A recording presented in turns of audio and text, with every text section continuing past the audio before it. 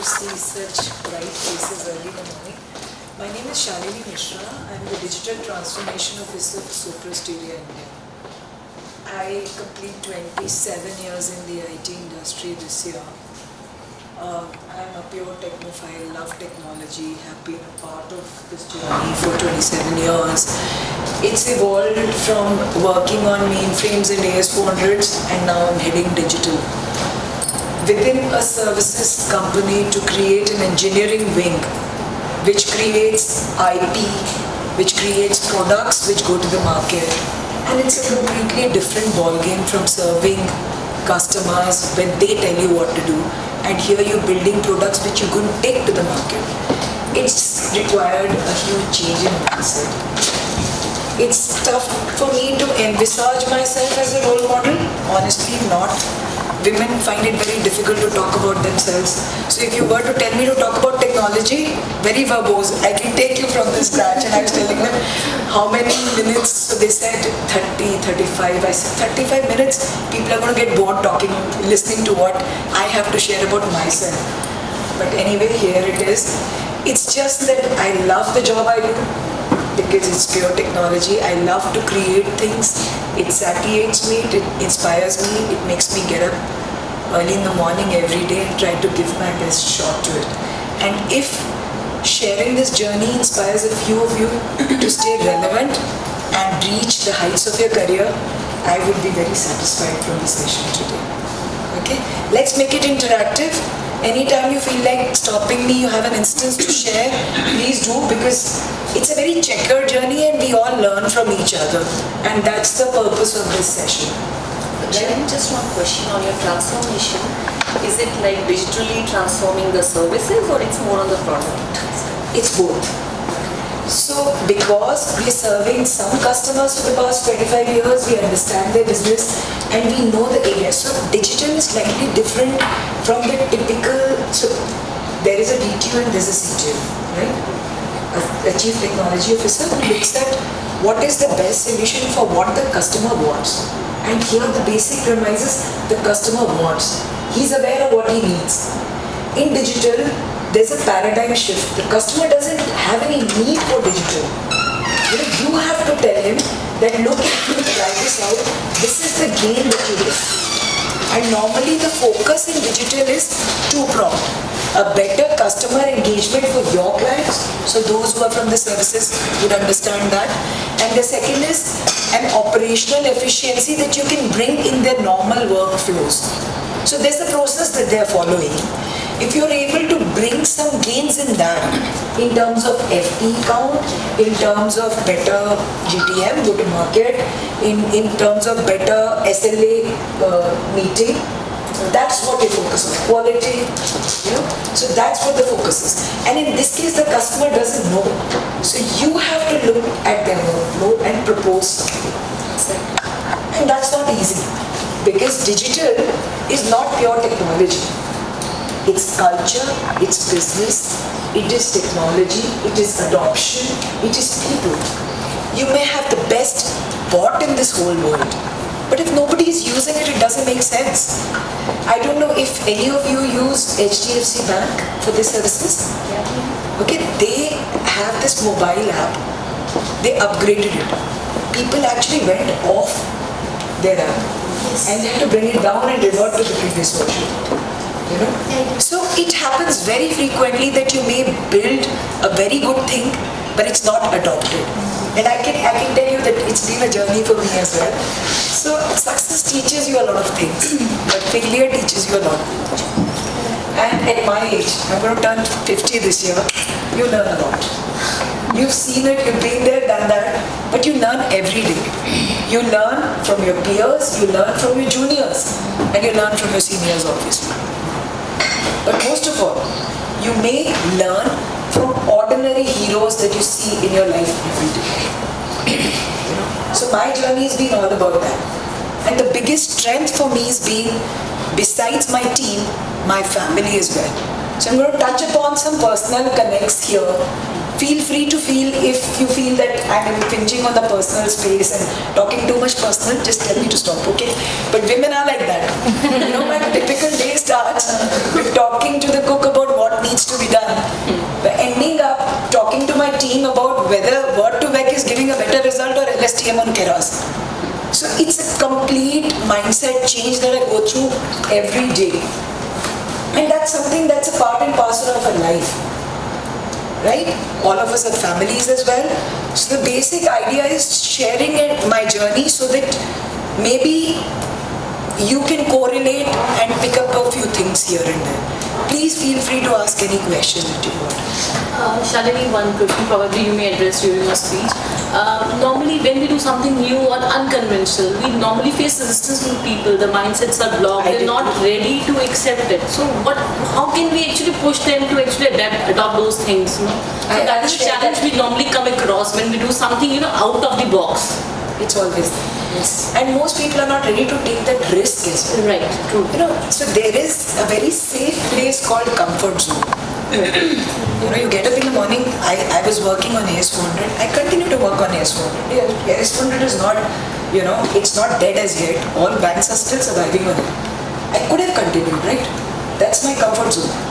But to step out of the comfort zone and achieve something, that's the golden period. Most people do not want to risk that. But my point is, you know, you've heard that saying, fortune favors the brave. But the point is, easier said than done. Everything that looks like an opportunity was actually a risk that all of us took which succeeded. So when it succeeds, it's called an opportunity. If it doesn't work, then it's, you know, I tried it, it was a failure. Mistake. You know, but life is full of, who wants to stay in the safe zone? You get one life to live. Live it in an exciting manner. I mean, I don't want to get up in the morning and think, how is this day different from yesterday? No, it has to be a life fully lived. For that, the one thing that I would teach is being mindful. You know, when I'm at home, I'm at home. When I'm in the office, and I work godforsaken hours, 12 hours, 13 hours sometimes, I'm in the office. And there, I'm solving the problems, and because I'm a technophile, there are hundreds of problems to solve. Not only from a business perspective, from pricing of IPs to marketing to customer engagements, but also on the solutioning part. What algorithm to use? But the ground truth, those of you who are studying data science would know, I love my job. That's the ground truth. So for me, that's the biggest learning, you know. Find out what you're passionate about, find out what your strength is. And if these two get married, that's the most exciting journey that you can ever have. Right? If your passion becomes your job, then you don't have to push yourself to give your best. You will give your best, no? Making sense? Yeah, yes. So I'm a born and brought up Delhiite. I did my schooling from DPS RK Puram. Got into computers by accident. So I was 16 when I did my 12. At that time they had no age bar, 6th pe first mein jana hai vagera. Didn't exist. So at 16 I was a bit confused as to what I wanted to do. But since everybody in my class was giving either medicine or engineering, my parents had dinned into my head that I would be a better doctor. So I gave all medical entrances, no engineering at all. And I cleared and joined Maulana Azad Medical College. Delhiites? Anybody? Yeah. Okay. So it's quite good, right? I joined, studied for a month, realized I was not cut out for it. I was miserable. The sight of blood was too much for me. Every time there was a dissection, I would pray that the rat would be diseased. So before I would cut it, I would say, it's diseased, go and throw it. It was that bad. I would come and throw up and not eat at all. So my family was seeing how miserable I was. My father at least could make it out. He took me for a walk and he said, you don't want to do it? Don't do it. I still wonder, I mean, it's been a long journey. I wonder how he gave me that freedom, because my son asked me today, if he has that freedom, tough for me to say yes. You know, I keep giving him that rationale, it was less competitive then and it's more competitive now. All humbug. The truth is, possibly he was a very confident father. I'm not a very confident mother. But the fact is, now when I look back and ask, he said one thing, and that is trust yourself. You know, most of us don't. As women, we look at others to validate us. So somebody has to tell us we are the best. So my first learning, and which I want to share with all of you, you watched Jab We Met? Yes. Right? She says, मैं अपनी favorite हूँ. So be your favorite. believe in yourself, be confident. Always give everything your best shot. There will be people, and I'm not talking men, sorry, it's women as well, who would be ready to pull you down. But the fact is, I've found a lot of women who've empowered me, and I'm going to share that fact there. So the fact is, we need to love ourselves. We need to be extremely confident about what we wanted to do. So I quit Mamsi, and as luck would have it, my cousin who had his girlfriend in Miranda House had once taken me, and on a whim I'd got admitted there in BSc Computer Science, a new fad at that time, and I'm talking about 86, right, 1986. A lot of you might not have even been born then, sorry. But so I went into admission in BSc Computer Science there, and while I was waiting to gauge what I actually wanted to do, because I was not very sure on what I wanted to do, I thought, let me give it a shot. Admission to le liya hai, let me go and start studying. At least it would be some time pass for 1 year, you know. Went, loved it. Within 2 months, I realized this is what I want to do. And it's been a constant, ongoing journey since then. From there, I did my MCA in Delhi University. At that time, we just had 3 MCAs. Delhi University, Pune and JNU. And they were quite tough to get into. So we were there, and we were 30 of us, 22 women by the way. All technophiles. And my batch has done really, really well. So we have people who are top shots in Microsoft, who are CTOs of companies, most of them women, again. So all I'm trying to say is, dream big, give it your best shot. It's all in the head, you know. We stop ourselves because we think we'll find it difficult to reach there, or we'll find it very difficult to adjust or balance work-life. I mean, it's all in the head, you know. Making sense? Yes. So from MCA, I basically had 3 job offers: CMC, TCS, Tata Elxsi. At that time, we had more offers than the people passing out. So Tata Elxsi offered me R&D in Bangalore, which was my passion, but there was this hitch in my parents' mind ki, you know, let us stay in Delhi. TCS was the next best option. And I was actually very happy that I joined TCS. I met my spouse there. He's in the IT as well. He's CEO of a company. So it's been, from TCS, I got to see the world, but I also got to see learnability.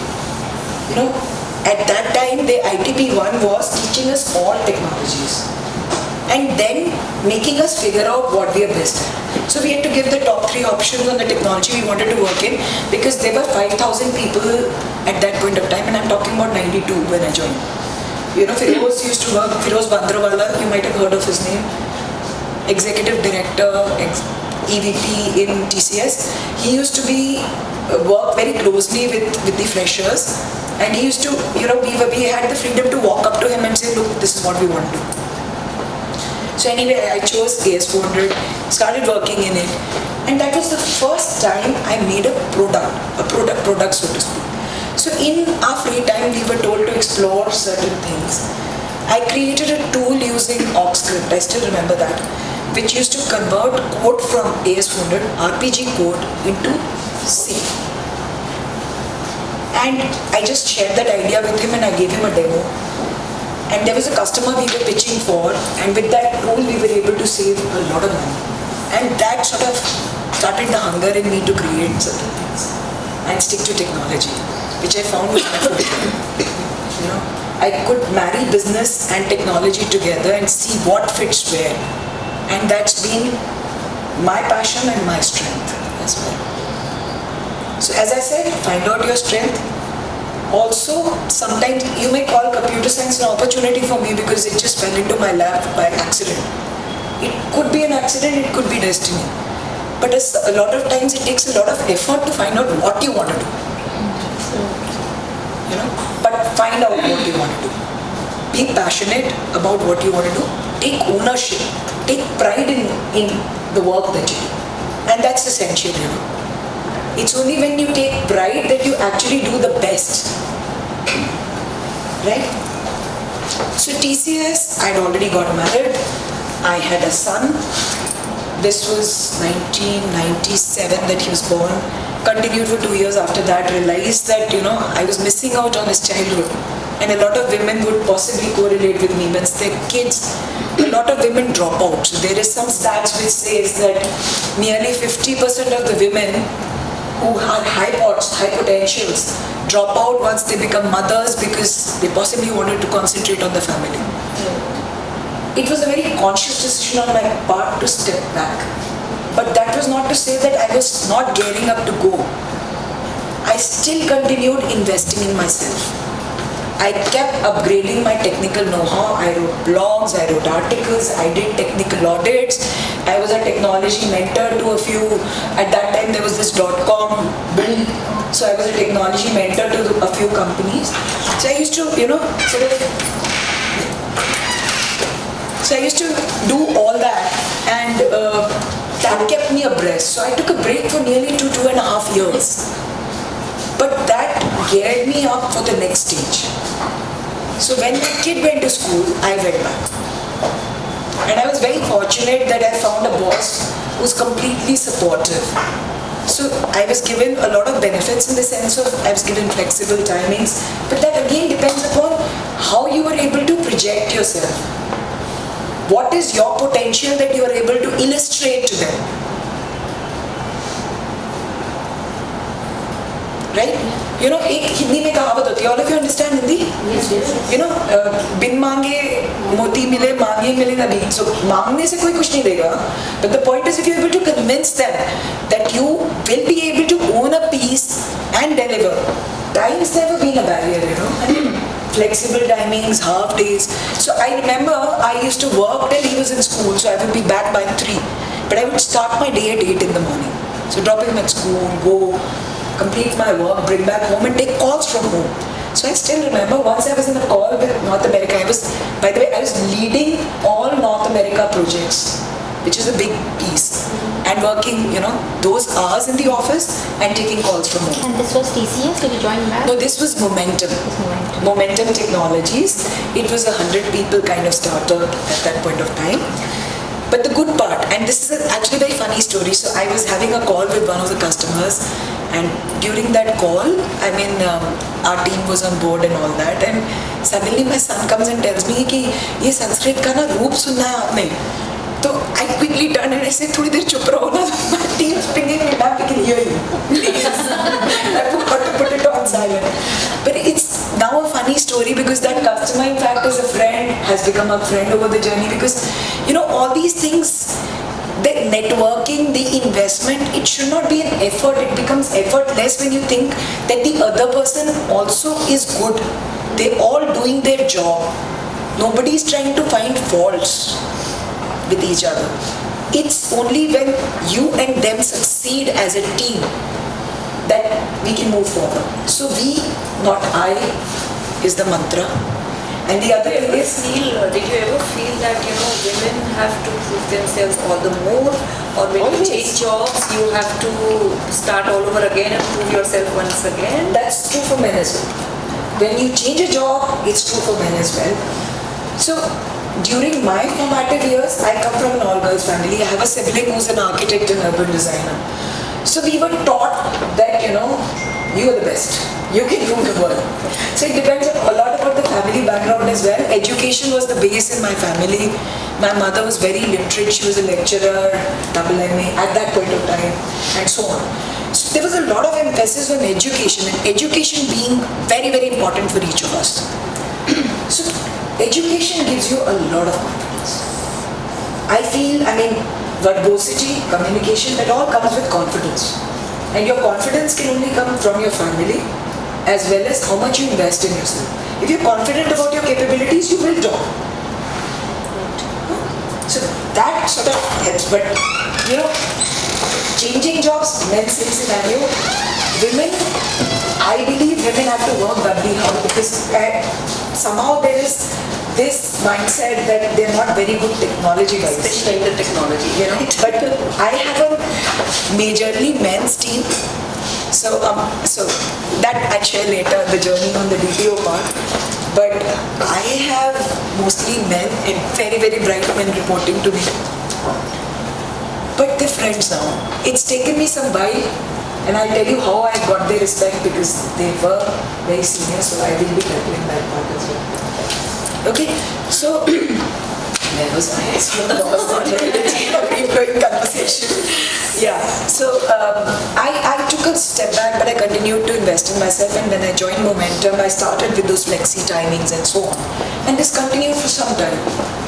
So my boss, Sunil Goyal, who's the CEO of the company, keeps saying, so Momentum was then acquired by a French company called Sopra Group, which then bought a company called Stereo. So from 100 people, we are now 5,500. And from leading a small team, now I have a big team that actually works directly with me, and transversally, of course, there are BUs that deliver, which means and so on. Right? So you may say there is one school of thought that says right place, right time. But come to think of it, everything, as I said, is some risk that you took, you know. It's moving out of your comfort zone and giving it a shot. And having confidence in yourself. That sort of helped. Because from AS400, which Momentum then did not sort of work on, to WebTex. WebTex in fact came in my time much later when I started my career. And to now digital technologies like blockchain, AI and ML. It's been a big journey for each of us. For me, myself, 27 years, technology has become incidental. Technology is an enabler to solve a problem that exists. If blockchain solves it, fine. If AI ML solves it, so be it. It's your learnability, what you can do best. So invest in reading up as much as possible. You should be the person that people turn to when they have a problem. When they have a situation, become the person that they most trust. What is the time you invest in reading, or how much time in a week do you put aside for? I do a lot of reading.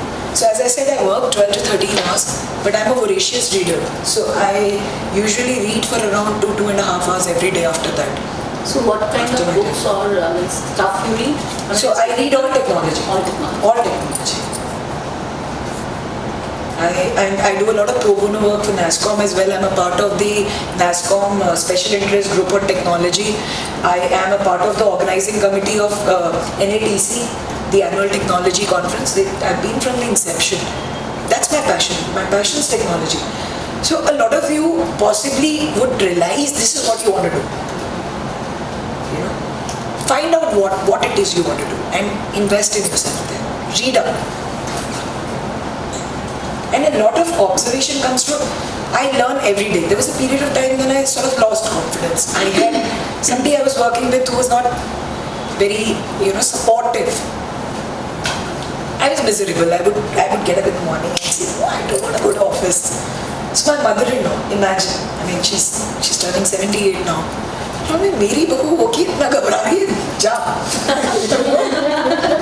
So you have to look for people who actually believe in you. Your family should be the wind below your wings, which makes you dream big and reach the sky. Have confidence in yourself. I've seen women achieve really big when they actually start believing and have a supportive family. By supportive, I don't mean leave everything. I still run the house. But the fact is that, mindfulness. I do it, I sort it out, and then I'm... Yeah, sadly, sometimes we come into a situation where we've got some opportunity, something new or some up towards the upper management positions as well. But we have lots of apprehensions, before taking. That's so how to fight those? That's my point. And all of it is in your head. You keep thinking, मेरा बच्चा कैसे मैं manage करूँगी?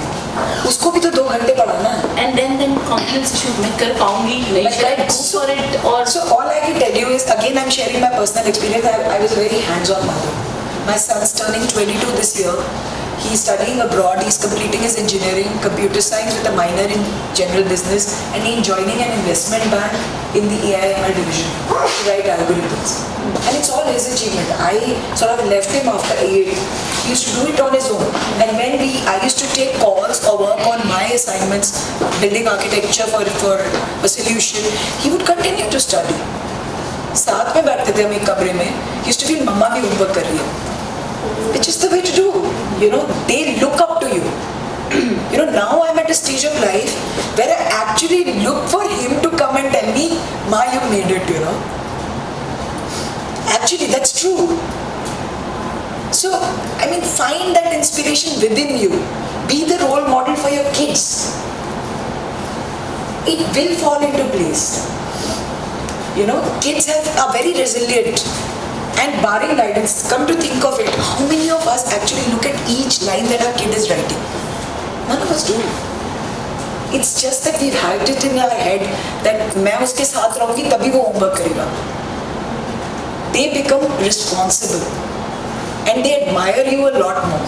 I'm not saying I was physically not there. So at one point of time, again, he was giving all these SATs and he was giving all these Vidya Mandirs and he was a bit confused. Family pressure, to India mein raho, him wanting to go overseas. And I said, ultimately it will be your call, but do it. So at one point, he was coming from school, I would come home in the middle, take him to Vidya Mandir, drop him there, come back and start working, and then at 8:30 leave office, pick him up and come back. So it's a strain on you.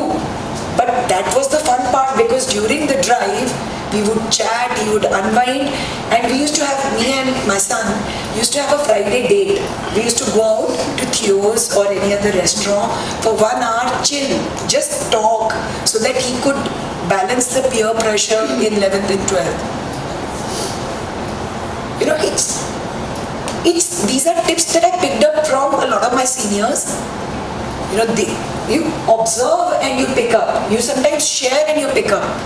Women should empower women. Be open. Share your experiences. Help each other. That's what will help you.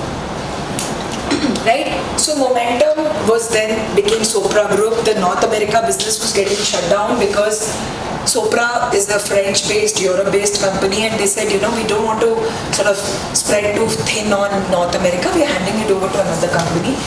So I went up to my boss and I said, you know, I don't want to do a delivery role now. Technology is my forte. I would like to do that. So I became the head of the architects community in all the practices, and that was my mandate. So set it up and enable the quality, the technology quality in all the accounts. That's not the same job as quality assessment, not the CMMI and so on. Mine was solution. To look at the quality of the delivery, whether there's a memory leak, whether the solution is the best solution that's been proposed and so on. You know, or if there is a bid, I would suggest a solution, me and my team of course. That's what we worked on. So from there, we started, so the architects always have this insatiable appetite to learn something new. So they said, you know, we want to do something in new technologies. SMAC was the norm, and this I'm talking about, you know, the end of 2000s, 2009, 10. That's when we were talking about it. So and obviously the BAU should not suffer, the business as usual. So we decided that each of us would get 20% time off from the accounts that we were managing, and we would spend 1 day of the week in building something on this space. And each of us took a role and a KPI. And we started making this stuff on SMAX, social media, mobility, analytics cloud. We made it. And the customers would come for a visit, and we were a typical offshore development center. Very safe pair of hands. So they would come and appreciate, oh, you're doing fantastic work on WebTex. And we would have a surprise. We'll say that this is what we've investigated in your area, and we've actually automated, and would you like to take a look? So that changed the mindset. Initially it was a cost, 20% cost of architects. That's what I was able to sell the idea to the management. But it paid off. So I told them, give me 1 year and we'll turn it around. And now we are profitable. Okay. SMAC became commoditized. Everybody started talking about mobility and stuff. And we said we have to move to other emerging technologies. Blockchain, AI and ML, digital interaction, which is wearables, so Unity 3D, HoloLens, and so on, IoT, right? Sentiment analysis and so on and so on. But imagine mindset. I have changed from AS4 to this. And I'm leading a team of architects who are primarily men. Again, I'm saying primarily men. If you look at architects in your teams, it is mostly men. So I realized they obviously respected me, age, experience, whatever. I wanted to get that admiration that they would come and say, look, I came to her with a problem and she solved it. So I remember I would read voraciously and I would come and discuss with them. this is what I've read and let's talk about these algorithms.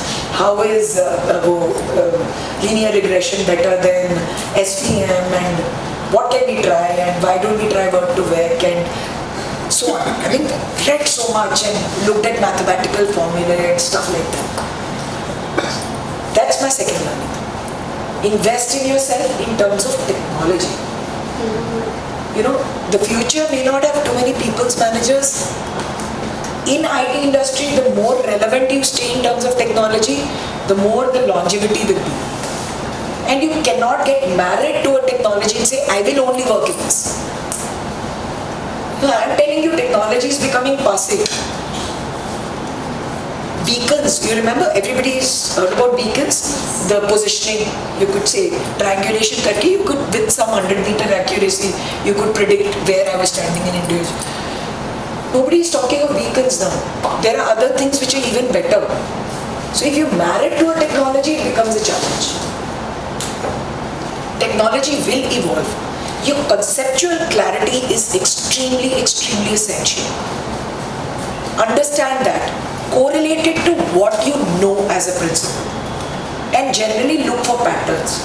I always look for patterns, not only in terms of technology, also in when you lead teams. In big teams, you have behavioral patterns. So usually, I mean, you would laugh, but in a big team, I'm generally able to pinpoint. So we have a RAG analysis. RAG analysis means I'm able to predict who might be looking for a change. So usually, I'm able to study a pattern, and I'm not saying in time, out time, and stuff like that. You can see behavioral pattern and predict this person's looking for a change. And it's best to understand their problem, solve it. Because people don't generally leave a good and challenging job for money. Surprisingly, in digital technologies, which is very, very vibrant and volatile, my team attrition is the lowest. And how did I achieve this? Vision. Have a vision, share the vision. So your team should share that vision that you have. If people are in the wrong place, then it's best that they do the job that they're best at. You know? So how I built that team which is now working on emerging technologies from SMAC, I was able to identify certain people whose learnability is very high, whose passion to actually create something is very high. So with those handpicked people, that shared vision, we put the challenge. Now why would a team risk their job? We were talking about risk.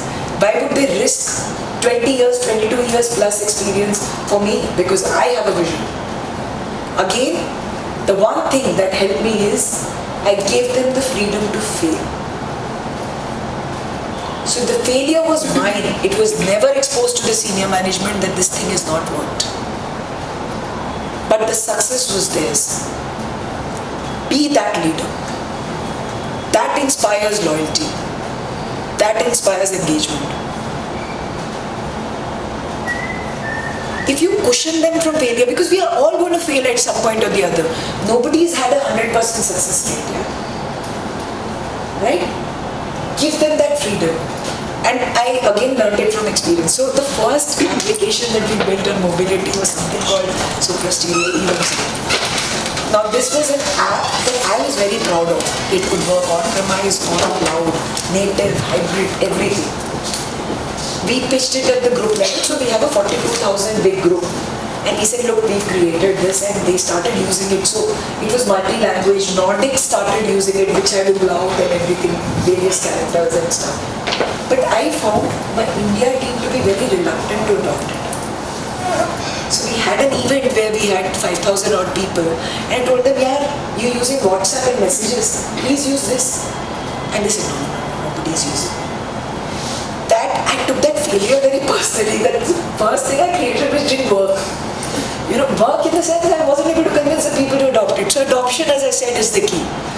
I introspected, I realized, jo dikhta hai, wohi bikhta hai. I did not actually focus on marketing, telling people the features of it, the USPs. So why would people want to take that app over anything else?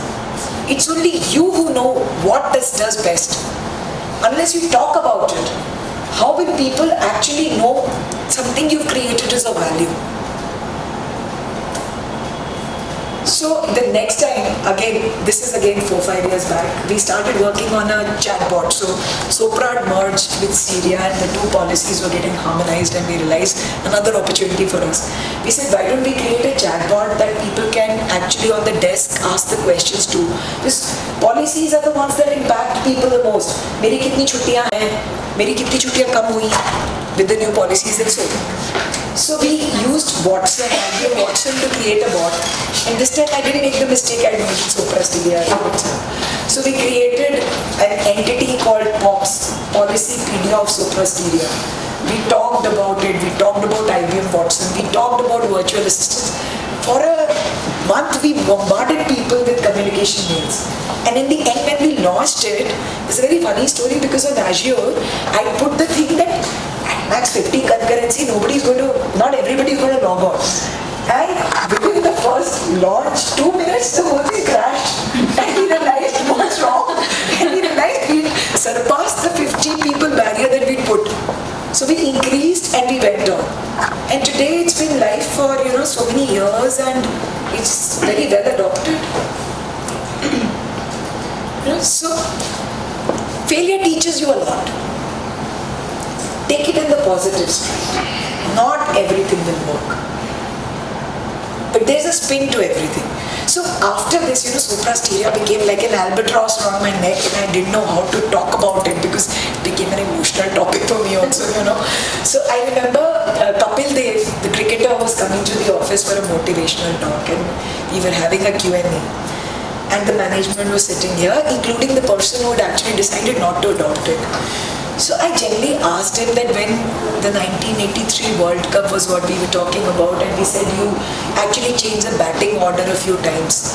So some things worked and this person went out on a duck, and how did you actually handle it? So he said, I gave them the freedom to fail, and I stared pointedly at this person to put him to the eyes.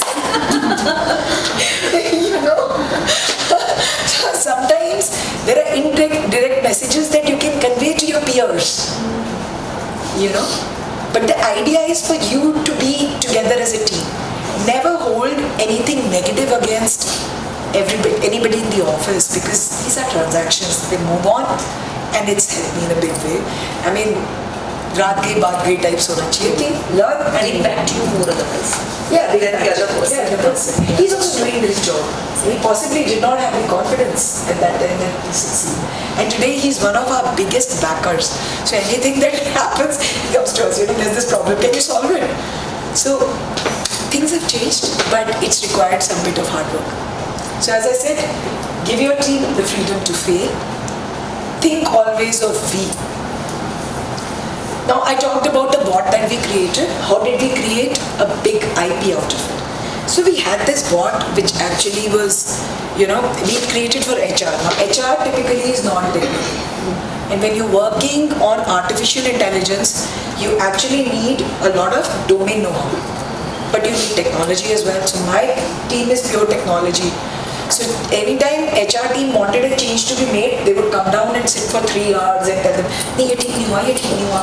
And these technophile would try their best to explain, "Yeah, this is what you told us." They would say, "Nee, but this is not what we want." So they were getting frustrated. So I said, a challenge. We take 1 month and we think of some way in which the control for creation of a bot gets transferred to a subject matter expert. You don't have to use technology. Just give him some way in which he can train the bot on his own. Because any bot, maximum effort is in training the bot. Only the domain expert knows what the bot is about. You can provide the bot, the basic skeleton. So we formed 3 teams and we each started working on an architecture. And every week I would call them and say, present what you built. And I would find loopholes and stuff like that. And we kept a deadline, 1 month. 1 month passed and we still didn't achieve any level. I was sort of losing patience. It was an internal target. But anyway, a month from then, we actually combined the best of all the 3-4 solutions and built a platform which actually automates the creation of virtual assistants. All category 1, 2 and 3. We made it, we said we are not going to talk to the group CTO unless we have something to show. So I have my reporting to the group CTO who's based out of Paris. So once we had something to show and we built it, I actually took time and fingers crossed and let the team present. I said, they are the ones who worked hard, they need to present. So it was a very funny thing. We had 2 dry runs and everybody sort of learned according to script, but you can be put off guard because he's not having a script, he can ask any question at any time. So anyways, I was sitting on the back and he was asking questions, why this algorithm, why that algorithm, what this, that. By the end of it, he just got up from his seat and we were presenting to him and the AI and ML group technology champion. So this technology champion needed to drop out of the call, so he said, I'm dropping out.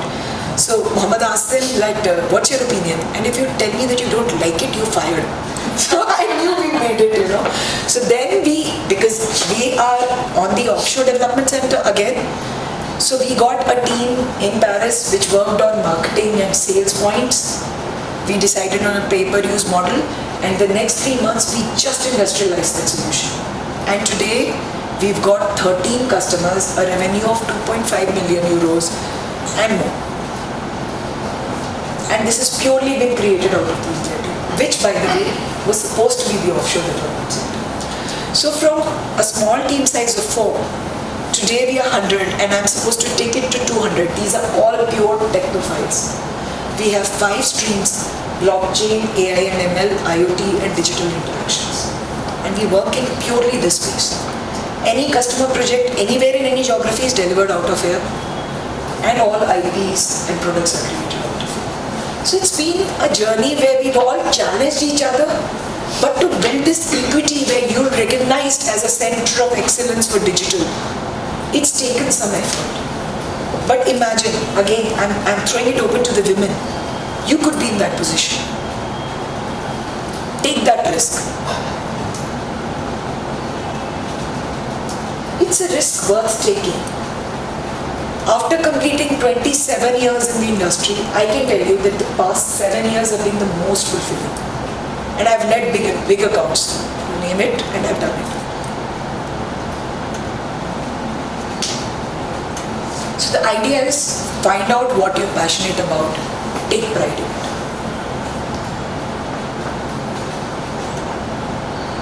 Right? I had kept a few points which I wanted to share with you, and I'm going to elaborate on those. As I said, find your passion. That's the key principle. All of us, I met around 350 to 400 freshers join us every year, and I usually get a slot to address them and talk about emerging technologies. So one key finding, and you can please feel free to correct me if I'm wrong, is almost 80% of the IT engineers are IT engineers because of pressure from their parents or the ecosystem. They're not passionate about computers. One, it is fast bucks. Second, मेरा बेटा overseas जाएगा या बेटी overseas जाएगी through IT industry, and parents feel that's a gateway to good life. But my point is the career is 40 years long. Would you be wanting to get stuck into it if you're not passionate about it? That's for each of us as well. Find out, is technology what you want to do? And I'm sure all of you are, because you're investing so much time in W2RT. Focus on this. Make it your strength.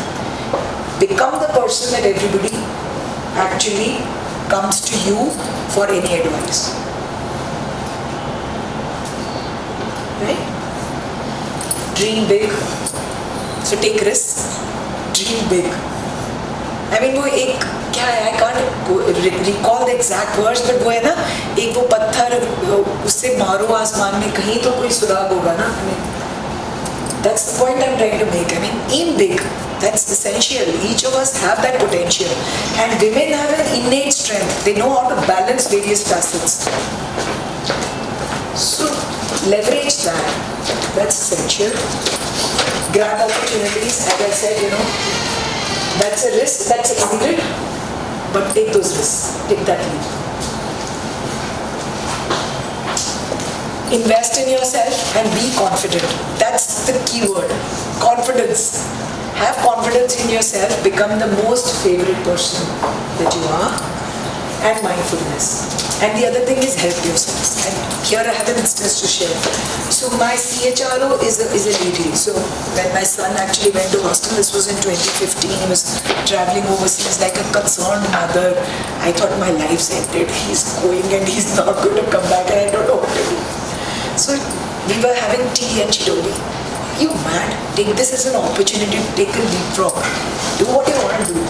And while I was dropping my son off at the airport, he'd use similar words, Like enough, now focus on yourself. Do something. So, it's like everything fell into place. And she's been my biggest supporter. So she actually tells me, she's the one who taught me it's all in the head. So if they're giving you this position, you have to take it. Don't wait for anybody else. In fact, yesterday she called me and she told me, next time, this is what I want you to talk to this person. So women empower women. Be the wind below somebody's wing. Create opportunities for yourself and others around you. If you recognize the effort put in by your teams, and I'm sure a lot of you have got teams with you, they will deliver for you. And lead from the front. That's very, very essential. So all my life, I've always wanted to be the best professional, the best mother, the best wife and so on. Everybody wanted to tell me, that's an impossible dream. But, I'm happy in all the roles that I've fulfilled. I think you can achieve it all. It's all in the mind.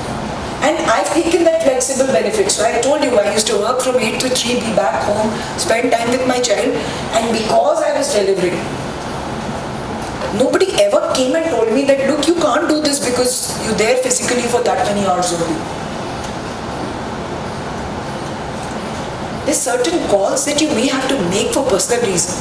Make those calls, but don't be apologetic or guilty because of them. That's where most women sort of tend to fail. मैंने उतना नहीं किया because, I had a child, I had to take care of this, I have a mother-in-law. I also have all those.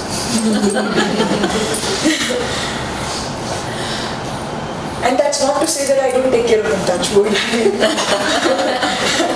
During the ride here, so I stay in Noida. My whole journey was my son harassing me that, he damaged his passport and he'd applied for it in Hong Kong. And he's telling me that, you guys don't know anybody, can't you expedite it? Can't I come home for a couple of days? And you're trying to solve those problems and you're trying to think, okay, what is it that I'm going to speak? And I have a customer visit today, I have to rush back and do all that. But it's a part of life. Do it. Kids harass you the most, by the way. It's tough being a mom at whatever age. In fact, the younger the better, the elder ones are very, very demanding. So, I think I've said it all. Learn from success, but more from failure. And I wish you all strength, happiness, and a lot of success in life. Thank you.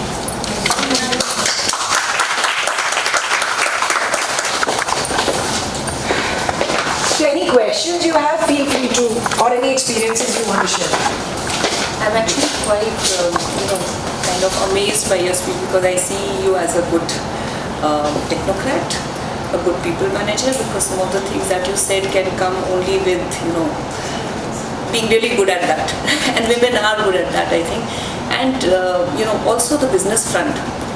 So how you see the HR, the portion of the chat box, right? So you saw an opportunity in a totally different domain, and how you mix business with the technology. Because unless and until you marry both, any technocrat cannot be able to actually. That's so true. So just with your, kind of MCA, no management kind of background or something, you matched all three. I think it's great, really great. I think women are the best managers. We all manage our home. We manage the helps in our house, we manage our families, and we also manage a very vibrant career. So that's what I said, that the women are, if I have to ask anybody to multitask or to deliver, my most safe pair of hands is always going to be a woman. Call me a feminist, unabashed feminist, yes, true. But the fact of the matter is, women have always delivered.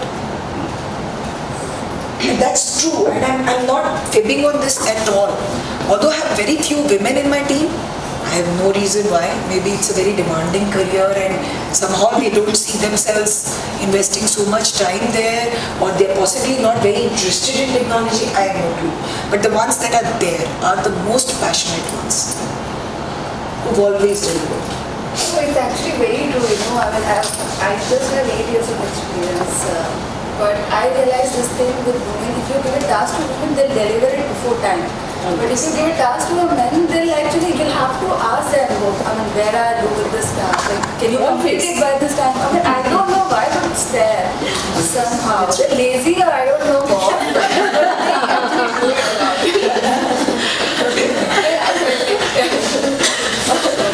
They're more responsible, I would say. I guess to that women take it too personal on themselves. Exactly. We're always in a bid to prove ourselves. Absolutely. That's because when a man fails, it's just that person fails. When a woman fails, it's the entire community.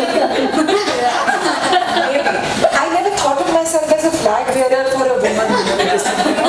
But honestly, and when I was coming here, I was very, very apprehensive because, it's tough to share your journey and inspire people. So I thought I'm just going to narrate some facts and some learnings that I picked up. I doubt if it's a very inspirational journey. So I said, they should have called somebody like an Indra Nooyi or somebody. And I'm hardly there. But the fact of the matter is, every day, if you look at women around you, they're all succeeding in what they're doing. And you can learn so much from them. They inspire you. And you can pick up so much from them. Just giving you an example. You can, so my mother-in-law has brought up her 2 children single-handedly. My husband was 2 or 3 years old when she sort of started taking care of both the kids alone and so on. She's one of the most confident women I've met in my life. She was an MA, she did her MA after that, she started teaching, she became a lecturer. She sort of, once she retired, she came and she's living with us. I'm living with her rather, I would say. But you have to give everybody their due. It is all about mutual respect. The conventional relationships are all gone. People appreciate each other. It's too short a life for us to bother about, what's a conventional relationship like. How do you find networking important for moving up the value chain?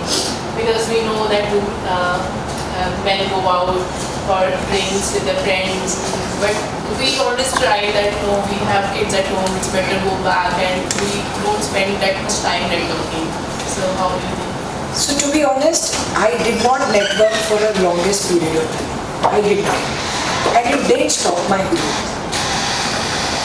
Now I do go out once in a while, but it's purely because the person who's visiting, I have a personal connect with. Because I've been with this company for 17 years, so I've made some friends, and that's the pure reason. It's never with the aim of being in the limelight. If my job demands, for example, today we have a super banking kickoff, so a lot of the CEO is visiting. So my own boss told me, and I report to the CEO here, that I think it would be good if you could come to Radisson for this. So I'm going to be there because there's a lot of projects and products that we're going to pitch to him for usage in his work. It's not socializing for the sake of socializing. I get invited, I don't make that call. It's a personal choice. But it's never stopped your growth. You have to decide what's important. So for example, I started doing a lot of pro bono work for the NATC and all. While my son was studying, but I used to do it in the morning. So 8:30 to 10:30 in the morning, once a week type of work is what I did. College socializing, fine, but it was more on the technology front, meeting the other CTOs and discussing how the industry is evolving and stuff like that. People do go out for drinks. I've not done it, so that's has never taken you places. It's your capability which will always take you places. That's my ground truth. You know? And Shalini, initially you spoke about your digital transformation role and how different it is with the traditional the CTO kind of a role.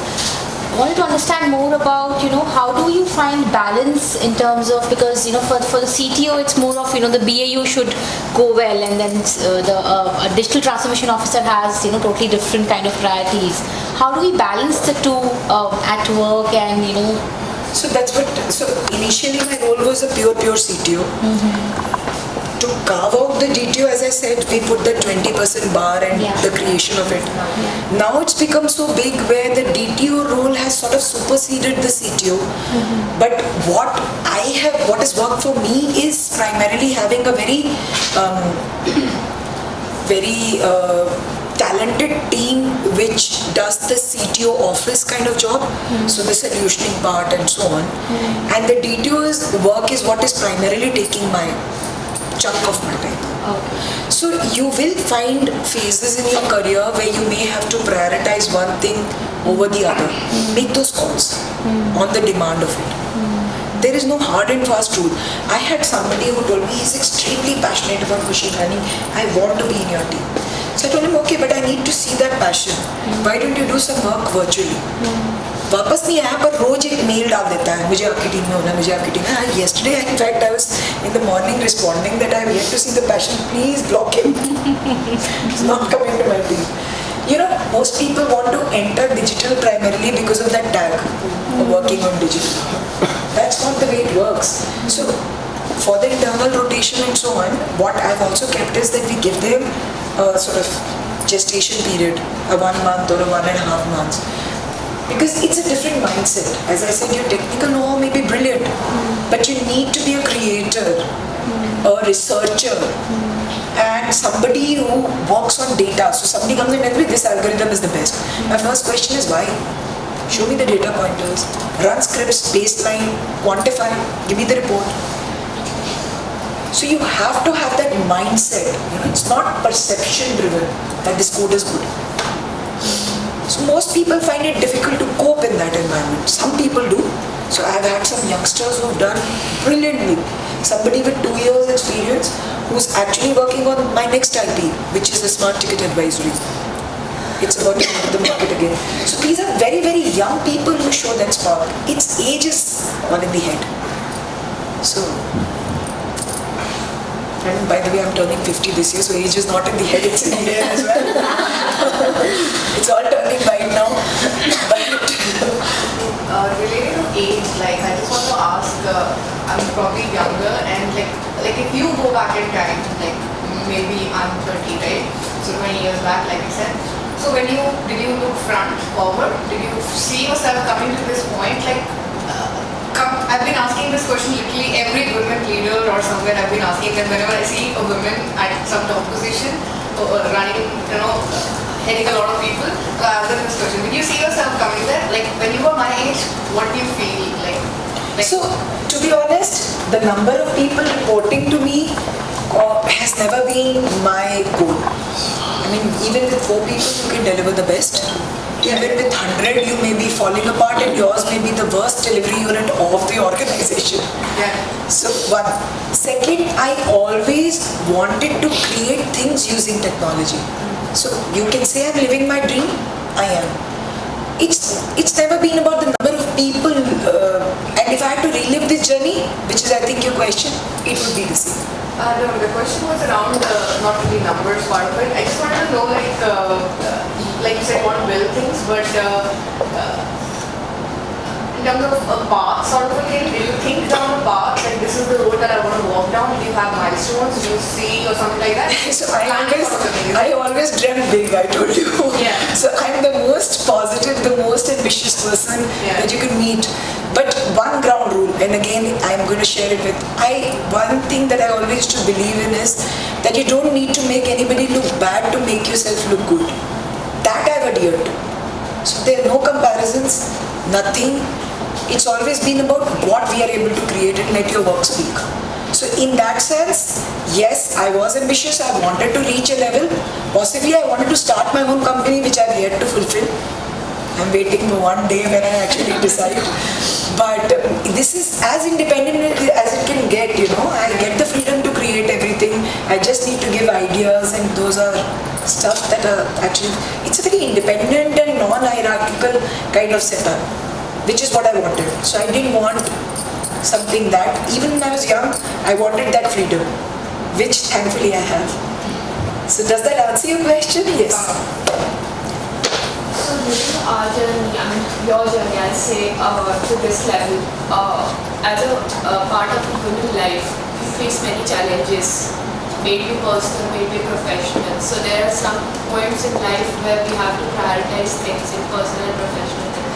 So can you share one of the experience with us where you had faced that challenge, might be, and then how did you make up yourself to how did you prioritize the things?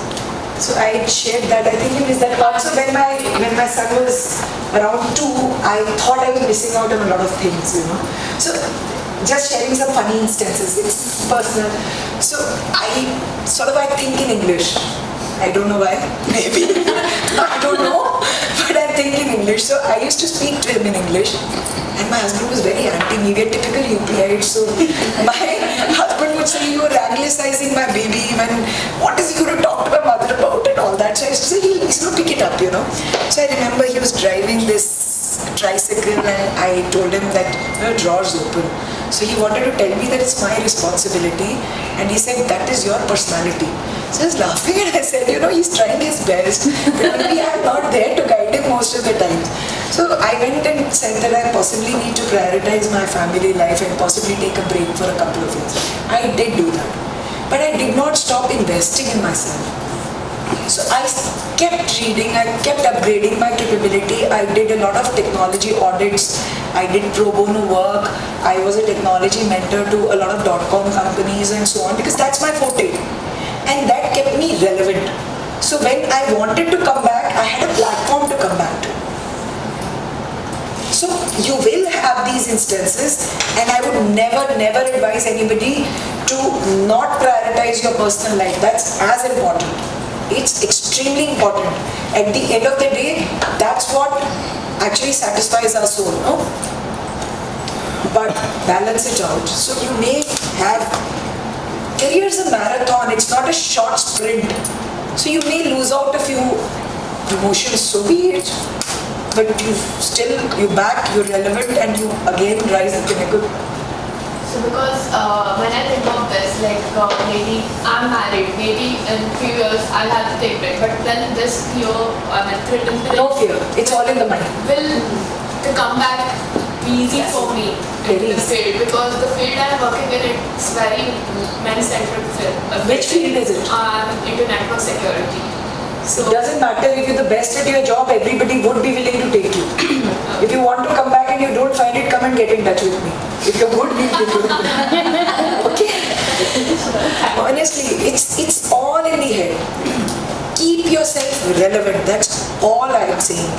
There will be phases. I'm going to tell you that, you know, I was telling them that from the price of aloo to the price of an IP, my day context changes so dynamically that you have to literally stay in from one call to the next. I mean, I was telling somebody, if you look at my calendar, it's blocked from morning to night.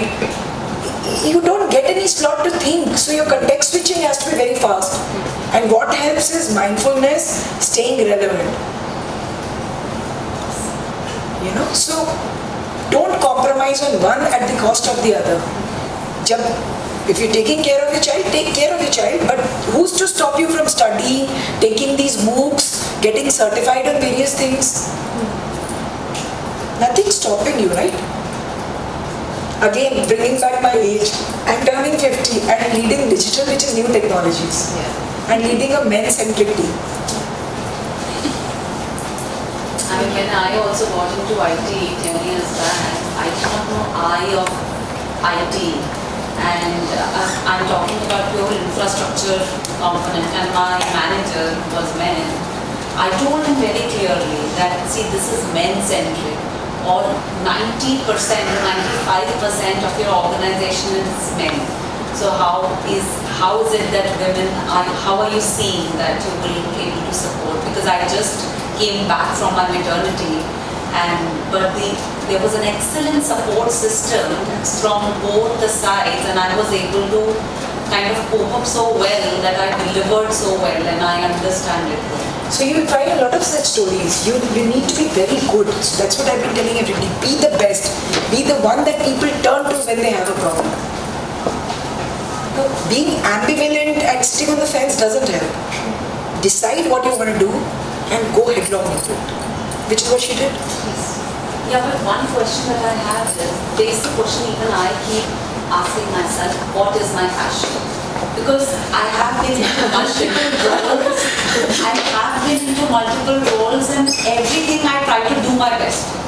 So, but see, passion is different from trying to do your best. Yeah. A lot of times passion comes out of elimination, and I can give you instances. I mean, we talked about my accidentally getting into computers and enjoying it. Passion can be through a random interaction with somebody, some role model you see and you see yourself there. It can be anything. But finding out your best passion is something that is very essential. Because if you do not know that, then it's like a journey that you're taking, but you're not sure where you want to reach. Passion actually puts a destination in place. It quantifies your goals, and you know where you want to work. So, incidentally, our CIO, who's the head of IT infra and all, is a woman, and she has an all-man's team. There's no fixed process to find your passion, right? No fixed process. I wish I My could daughter is prescribe. asking me that, how to find my passion, No, my son found it out by elimination. So we were very keen. Both of us are in the IT. So we said, you don't study computers at all. It's done. It's dead. It's this. It's that. So he said, अच्छा दोनों के दोनों computer करते हैं और मुझसे कह रहे हैं कि मत पढ़ो. तो हमने कहा यार commerce low. That's the upcoming field. Do an MBA and this and that. So he said, one fine day he comes and tells me, you've always told me to follow my passion. Right now I don't know what I want to do, but I do know that I have a very logical brain. So let me go ahead with computers because it's all rational, logic and so on, and I'll find it out. So when he went there, he opted for a few finance and entrepreneurship courses. Then he said, I want to do a minor in general business. So he did a minor. Then, like a typical IT parent, I kept telling him, Facebook, Google, Uber, apply there. So he told me, but that's not what I want to do. I want to go to an investment bank and use this knowledge. So initially I was very embarrassed telling everybody my son is going to an investment bank. I thought they were going to say, yaar, isko kahin nahi mila hoga. Now I realize. And kids are really weird. So I asked him, what is your driving factor? He told me money. So I turned to my husband and I said, यार ये तो ऐसे बोल रहा है जैसे उसको भूखा नंगा रखते हो. He's studying overseas, we're giving him so much, and but each kid has their own, and that's what he's doing well. So each kid has their own journey that they need to undertake to decide what they want to do. But there would be a lot of personal instances where you could observe people and know what you actually want to do. Find such role models around you, and they don't need to be purely professional. Find in your personal life, find anywhere. So one curious question.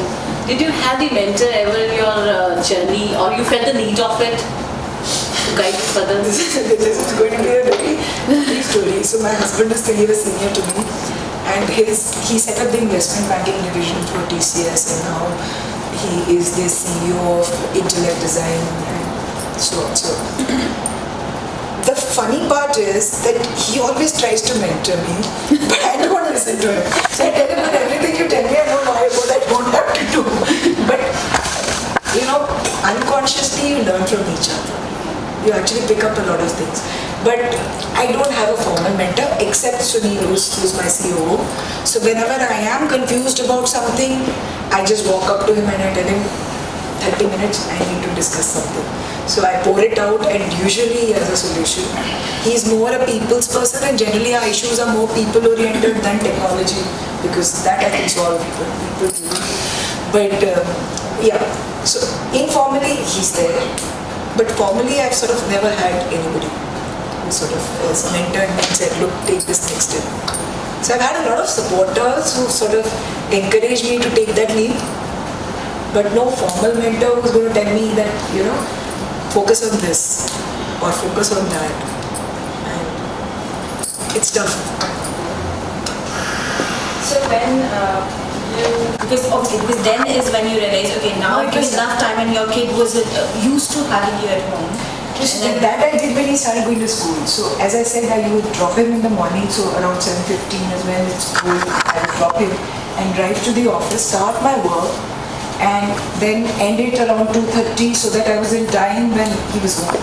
But then what's the mantra for prioritizing things? How would you know what is more, needs more attention, needs more priority than the other one? That's a tough call, Like maybe professional and personal. So I wouldn't say that I've always prioritized on personal time or I've always prioritized on professional time. It's dependent upon the situation. Like he usually comes for 3 weeks during December, end of December, beginning of Jan. That's when the kids come home from overseas. So I usually try to spend time, but that's not a guarantee. So this year, like, I couldn't take a single off. Not a single off because my product was about to go to the market, the next one, and we were like caught up in a lot of things. But how I did it, again, this is an instance, please do not quote it. So I was going to Paris for a week. I went and told Sunil, I'm missing out on so much time with my son, and he's going back. So can he take a personal holiday at the same time? I'll go for meetings, but at least I'll meet him in the evening because France closes down at 5. So he took a holiday at the same time. So 5 to whatever time at night we were together. In the morning from 10 to 5 I was in the office working on various meetings. So you have to... There will be situations where you will have to prioritize one over the other. Some may be because you would prefer to spend time. Some would be because you require to spend time. When you require to spend time, my point would be prioritize that. If you would prefer, try to work out on a compromise formula where you're able to concentrate on both. Makes sense? Yeah. Because when it is required, it's required. That you can't show. I have an 80-year-old father and a 78-year-old mother-in-law.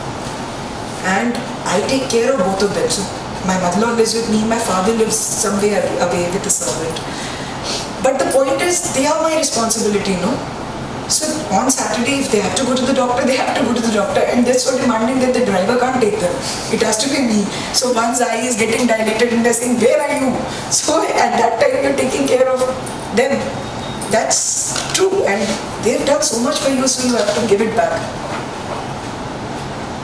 So in terms of managing your personal and professional life, did it get easier with time or does it get tougher? Because I'm just thinking about, kids growing up, parents aging. Is that a tougher phase to manage or? All phases are tough, yeah. So when they're in front of you, when they're young, you wanting them to grow up.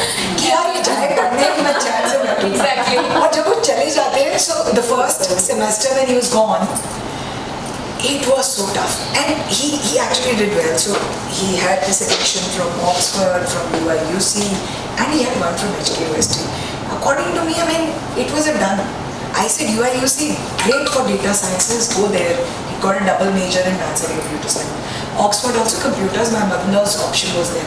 हम अपने वहाँ जाके बताएंगे हमारा बच्चा Oxford में पढ़ता है तो she said वहाँ जाना चाहिए. And my son being an only child, and again could be my problem, I was a hands-on mother. One fine day he comes into my room and he says, Ma, can you guys take a transfer to US? So I just looked at him and I said, that would be a bit tough. Then I was discussing with my husband and I said, I don't think he's right now ready to go so far with us not visiting him and possibly, So another friend actually sent his son to US and he dropped out after one semester because what tough of that just denying that demanding environment and when your parents are 12 hours away and all that. So then I said, I'd anyway made payments at Oxford and UIUC. HKUST I had not even paid. So he brings all the stats and he says, HKUST is number 6 in computer science. What if it's an Asian university? But it's number 1 here and number 6 in the world and blah blah blah. So I told because let's go there, but we kept our booking for US. And we wrote to them. So they were so sweet because his rating was very high. They said, we'll defer the admission. If he wants to come next year, fine. And HKUST, he went and joined. So I told him, "Mere tikega nahi yahan pe." But every month, he would come down for a long weekend. Hong Kong से India. कि नहीं, मतलब मैं ना. So first semester, I mean 4 trips. So he said everybody, all his friends used to tell him it's a record. Every month you're going. But after first semester, we had to literally call him, भाई आजा, हमने भी शक्ल देखनी है. They get settled. So there will be phases when you'll have to make that concession for the kids. I mean, I was very candid with Sunil and I told him, the first sem, if he has to make a call to me, I will step out of the room to take that call because, it's like a part of your heart is walking away from you. So it was tough, both for him and for me. It was very, very tough. But slowly you get used to it. But it's for their good, so you have to do it. How much can you hold them, yaar? So I said, various phases, you will prioritize, you will find personal stories that people will share. Each has to make their own call. But once you made that judicious call based on data pointers, stick to it. Do it. It gets easier once the pattern sets in. You said that you had quite a lot of supporters in your life, like everybody was supporting you in your way forward, your journey. What if someone doesn't have that? So that's my way of looking at it. That they're supporting me, maybe they are not. So be positive. That's what is it. That's not to say that the demands from house go away or the demands from office will be diluted for you. Why? I've never demanded that office should make concessions for me. The work stayed the same. The physical hours that I was spending in the office was my only leeway that was given. But I compromised on certain aspects, like monetary aspects. I was ready to take that hit to stay relevant. You have to decide what's important for you. For me, staying relevant was very important. Yeah, but this segment, of course, I remember one incident. We had a session for the segment YouTube video in our office. One of our manager, he had showed for all the girls. And we have ISWS team in the office in which all the women in the office gather together and have some sessions, technical sessions. So the message in that was, the way you think of others, same reflects back to you. That's true. Like if you behave, what you think about the person who's standing in front of you, the same way he reverts back to you. So before that after that I started experimenting this. And it's true. And I was amazed, really, it's true. Always. If I'm thinking, no, ये ऐसे ही सोच रहा है मेरे बारे में, then the rewards also come in the same way. And if I say, नहीं, ये ठीक होगा, even that comes in positive. It's positive. Yeah. What's really positive vibes. Yes. That's always true. So I have somebody who's been working with me for 12 years. Brilliant guy. But his thing is glass is always half empty. And mine is always glass is always half full. So we balance each other out. So whenever we are about to have one of the critical calls with onshore, it's like, आज तो ये हो गए होगा, मैं हूँ ना. It's become my standard line. मैं हूँ ना. I'm sitting here, I'll sort it out. So you balance each other out. But always, positivity is there. I'm generally a person who can't think negative because, negativity is only harms yourself. You spending your mind share on something which is possibly irrelevant in the larger scheme of things. And how can I control somebody's thought process? I can only control my reaction to that. So it's better that I control that. At the end of the day, and again an instance that I'm sharing. When I was in school, there was this guy called Karthik Kannan Krishnan. We used to stand first, second. I was obsessed. वो क्या कर रहा है? उसके कितने number आए? उसके ये हुआ. At 50, I didn't even know where he is. And at one point in time, I was obsessed with उसके कितने नंबर आए. So if you look back, age, experience teaches you a lot of things. You can only be the best version of yourself. You can never compare yourself to others. So one of the important aspects of being leader is also thinking strategically. So what were the points in your life? I mean, you must have grown in the organization, and what are the important connects that you build to develop that vision and strategy? And how do you enable yourself to think big? So I'll take the case of digital transformation, and when I was forming that, I read a lot of journeys of how people are going about it. So you can learn either through your experience, or you can learn vicariously by observing others or reading about them or hearing TED Talks or reading case studies and so on. I read voraciously and I usually work on data pointers. So I would set a goal which would be mapped to objectives. So even when I'm setting the goals for my team, they are quantifiable. It can't be ambiguous and say no NC or zero NC. That's not achievable, you know. It has to be quantifiable. One product going to the market, this many million euro pipeline because of what you've created, blah blah blah. So soak in as much as you can. When you are in a forum, and I'm sure you guys are interacting with a lot of seniors, listen, observe, see their body language, hear what they're talking, because there is a lot of substance behind it. When we are young, a lot of us become naysayers. We think यार इसमें capability नहीं, पता नहीं इसको किसने बना दिया senior. That's not true. They've done something. They're there because of what they've done. So observe that and soak it. Everybody has something good to teach. From some you learn what to do, from some you learn what not to do. But from everybody you learn something. Okay? What keeps you self-motivated? Getting up every day in the morning and earning respect from my son who looks at me up and down and says, "Aapne banaya."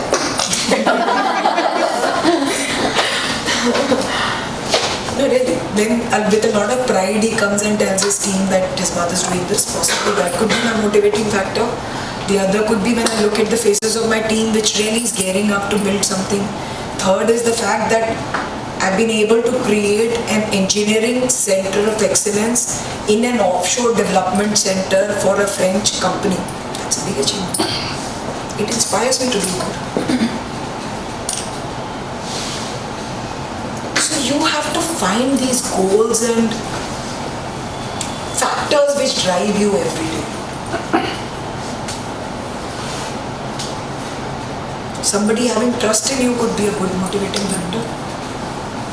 Somebody looking up to you or respecting you could be a good motivating factor. Look for those.